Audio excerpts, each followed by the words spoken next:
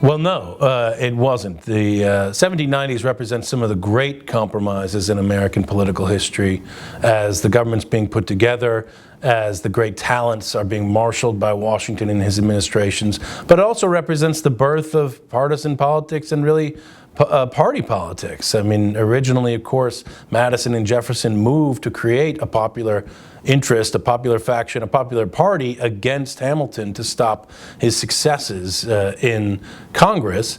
And then, of course, by the end of the decade, you've got a situation in which partisan politics is so strong that the Adams administration is threatening to muzzle the opposition with the power of the federal government, with the Alien Sedition Acts. And on the other hand, you're getting popular opposition to these acts, arguing that they are null and void because they're considered to be unconstitutional. Who can decide what's unconstitutional is still an open question in the 1790s. Is it the legislative branch? Is it the people? Is it the Supreme Court? It might be all three of those things. And so what you see is gridlock not unlike what you have today, and often backed up with threats of civil war. So it was not always a model for the best ways that representative popular politics can function. As Doug has noted, it was not all sweetness and light in the 1790s. That was the period where the political parties emerged. They emerged over sincere differences of opinion.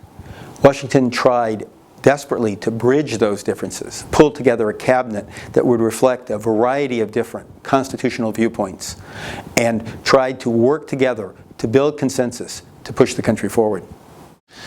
I would give that a no and a yes. The no in terms of politeness was there from the very beginning. I've read a number of disparaging comments about Washington, his ambition wanting to become president, written by various individuals, sort of cranky types from various states, and also, well, he wanted the federal capital as close to his property as he could so he could make big bucks on it. That relates to what was this very complex compromise of 1790 in terms of dealing with the national debt. So that kind of backbiting is just there. I think it's part of the political process, no matter when, where, why, or how.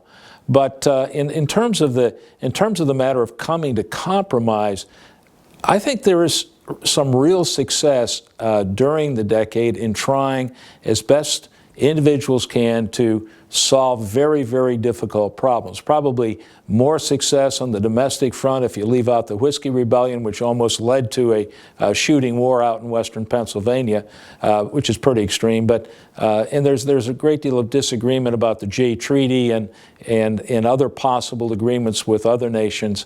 But on the whole, I would rate it as a fairly successful decade in, let's say, getting the young republic off to a really good start.